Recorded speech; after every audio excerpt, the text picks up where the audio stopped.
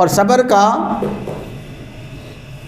دوسرا مفہوم اور صبر کی دوسری قسم ہے الصبر علی النواہی علی المحرمات۔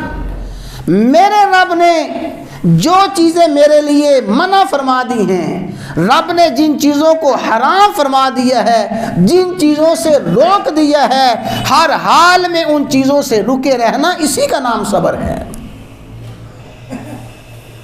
اسی کا نام صبر ہے۔ اللہ تعالیٰ نے قرآن کریم میں کیا بیان فرمایا، اب اس کو سن لیں۔ فرمایا والذین صبروا ابتغاء وجہ ربہم، وہ لوگ جو محض اپنے رب کی خوشنودی کے لیے، اپنے رب کو راضی کرنے کے لیے صبر کرتے ہیں، ان کا مقصد نہ اپنی کمزوری کا اظہار، ان کا مقصد نہ اپنی بے کسی بے بسی کا اظہار ہوتا ہے، ان کا مقصد نہ ہی اپنی شان و شوکت نمود و نمائش ہوتی ہے، بلکہ صبر میں ابتغاء وجہ ربہم، اپنے رب کی خوشنودی، اپنے رب کی رضا مقصود ہوتی ہے۔ تو ایسے لوگ کیسے صبر کرتے ہیں؟ اقاموا الصلاۃ، نماز قائم کرتے ہیں، صابر نماز قائم کرتے ہیں۔ وَأَنفَقُوا مِمَّا رَزَقْنَاهُمْ، ان کے رب نے ان کو جو رزق، جو روزی، جو مال و دولت دیا ہے اس کو خرچ کرتے ہیں، سرًا وعلانیۃً، مخفی بھی، اعلانیہ بھی، چھپ کے بھی، سب کے سامنے بھی۔ وہ صبر کرنے والے اپنے رب کے دیے ہوئے مال کو خرچ کرتے ہیں۔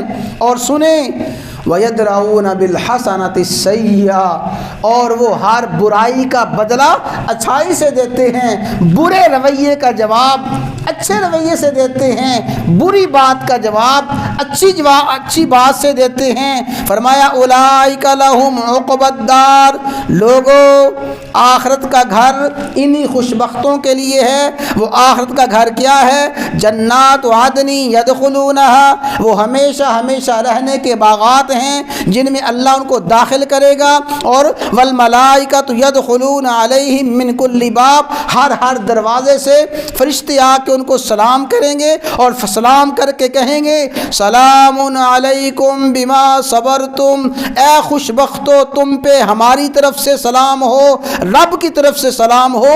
کس وجہ سے؟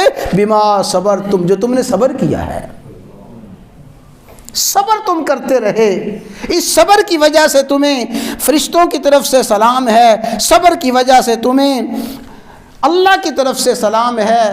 تو یہ صبر علی الطاعات اور صبر علی النواہی، رب العالمین کے احکامات پہ اپنے آپ کو صبر کے ساتھ جمائے رکھنا، اور رب العالمین کے نواہی اور روکی ہوئی باتوں سے اور رب العالمین کی حرام کردہ باتوں سے اپنے آپ کو روک کے رکھنا، یہ صبر ہے۔